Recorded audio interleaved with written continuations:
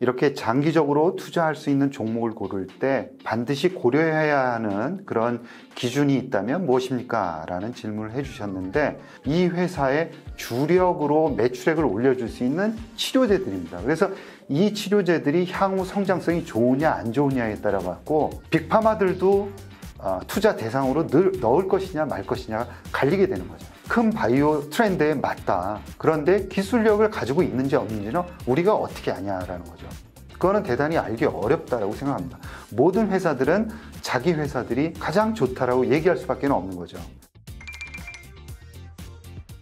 3년 이상 장기 투자를 하고 싶은데 이렇게 장기적으로 투자할 수 있는 종목을 고를 때 반드시 고려해야 하는 그런 기준이 있다면 무엇입니까? 라는 질문을 해주셨는데, 가장 먼저 드리고 싶은 말씀은 포트폴리오를 구성해야 된다라는 점입니다. 어떤 종목이든지, 예를 들어서 빅파마라 하더라도 포트폴리오를 구성해야 된다는 게 첫 번째 드리고 싶은 말씀입니다. 이 이유는 모든 회사들은 위험성이 따릅니다. 특히 바이오 업체들은 위험성이 따르고요. 빅파마와 같은 경우에는 자체적으로 큰 포트폴리오를 형성을 하고 있기 때문에 커다랗게 문제가 없지만, 특히 작은 회사, 작은 바이오텍 같은 경우에는 위험이 대단히 높습니다. 가능성이 높다 하더라도 그 가능성이 지극히 작은 거죠. 신약을 개발할 확률은 10%가 안 됩니다. 그러니까 한 개의 회사에 집중적으로 투자하는 것은 옳지 않다, 이렇게 말씀을 먼저 드리고 싶고요. 그렇게 생각한다면 몇 개의 기업으로 포트폴리오를 짤 텐데, 포트폴리오를 짤 때도 우리나라 업체, 미국에 있는 업체들을 다 함께 고려를 해야 됩니다. 우리나라의 업체들은 크다 하더라도 미국에 있는 빅파마 입장에서 보면 굉장히 작고 시가총액도 작습니다. 미국 같은 경우에는 되게 수백억 대의 시가총액을 가지고 있는 회사들이 굉장히 많죠. 그러나 우리나라 업체들 중에서는 10조, 20조 되는 회사들이라고 하면 굉장히 큰 회사들로 취급할 수밖에 없습니다. 그래서 일단은 미국에 있는 빅파마들도 투자의 고려 대상이 되면서 같은 포트폴리오 안에 넣을 수 있어야 된다. 그런 좀 더 큰 시각을 가져야 된다라는 말씀을 먼저 드리고요.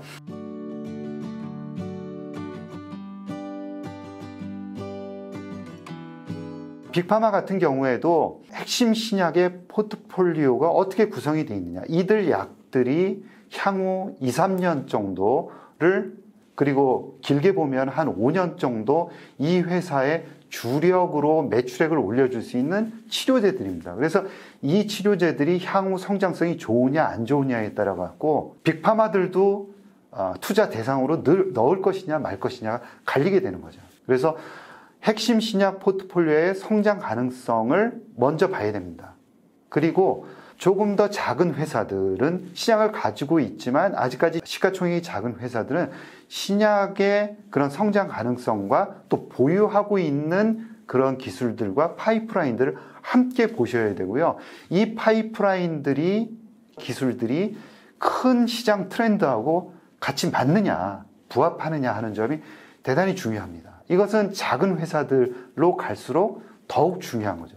기술 트렌드가 큰 바이오 기술 트렌드에 부합하느냐, 그리고 그 기술 트렌드가 글로벌 경쟁력을 가지고 있느냐라는 점을 봐야 됩니다.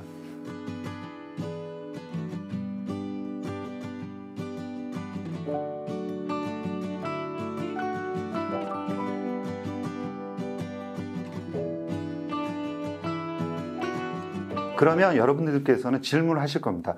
그 기술이 큰 바이오 트렌드에 맞다. 그런데 기술력을 가지고 있는지 없는지는 우리가 어떻게 아냐라는 거죠. 그거는 대단히 알기 어렵다라고 생각합니다. 모든 회사들은 자기 회사들이 가장 좋다라고 얘기할 수밖에 없는 거죠. 그래서 기술력이 있다라고 판단할 때에는 미국이나 아니면 유럽에 있는 빅파마들이 같이 관심을 갖고 같이 기술 협력을 한 적이 있느냐라는 게 대단히 중요합니다. 왜 그러냐면 그들은 그 분야에서 어떤 작은 회사들이 기술이 가장 좋은지, 그리고 그 기술력을 흡수를 해야겠다라는 생각을 가지고 전 세계에 있는 기술들을 다 평가를 하는 거죠. 예를 들어서 ADC다 그러면 ADC 기술을 가지고 있는 전 세계에 있는 회사들을 다 훑어봅니다. 가장 기술력이 좋다라는 회사하고 같이 협업을 하게 되는 거죠. 따라서 빅파마와 같이 협업을 했다라고 한다 그러면 어느 정도 기술력을 인정받았다라고 평가를 할 수 있는 겁니다. 두 번째는 그 회사의 임상 파이프라인이 임상 이상에서 좋은 데이터, 즉 POC를 증명을 했느냐, 유효한 데이터를 발표를 했느냐라는 점이 대단히 중요합니다. 그래서 만약에 임상 이상의 통계적 유의성을 나타냈다라고 한다 그러면 어느 정도 기술력을 가지고 있구나라고 우리는 인정할 수밖에 없고요. 이 기술은 그 회사가 가지고 있는 그 핵심 기술로 이 리드 파이프라인이라는 것을 개발을 해서 임상 이상에서 데이터를 증명을 했다 그러면 어느 정도 그 기술력을 증명을 했다라고 판단을 할 수가 있겠습니다.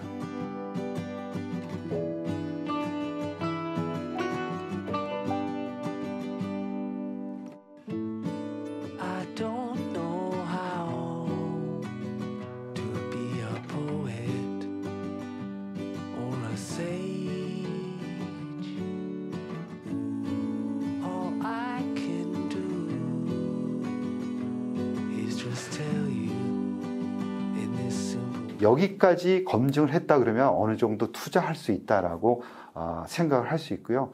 마지막으로 세 번째를 말씀을 드리고 싶은 것은 대표이사의 그런 신뢰성. 이 신뢰성이라는 건 어떻게 판단하느냐. 임상 데이터를 발표하거나 아니면 어떤 계획을 발표했을 때 그것을 얼마나 실행해 나가느냐라는 거죠. 언론상에 나와서 이야기할 필요가 없습니다. 핵심적인 것만 이야기할 필요가 있는 거죠. 그리고 그 이야기한 것은 이 대표이사가 이야기하면 가급적이면 지키는구나 라는 것을 알 수 있느냐라는 점이고요.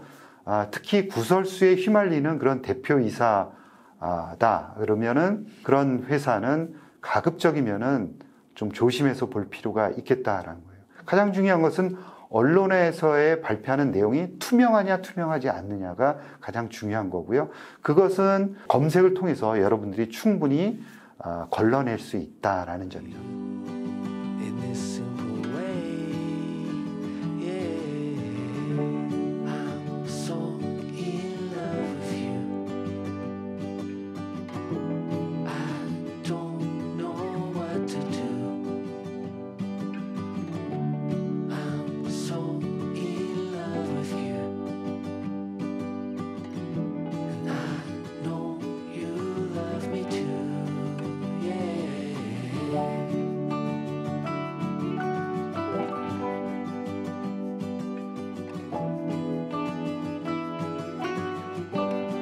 그래서 이러한 세 가지 점들을 염두에 두시고 시야도 미국과 우리나라 업체들을 아우르면서 중요한 업체들로 포트폴리오를 형성해 나간다 그러면 큰 어려움 없이 투자할 수 있지 않을까라는 생각을 해봅니다.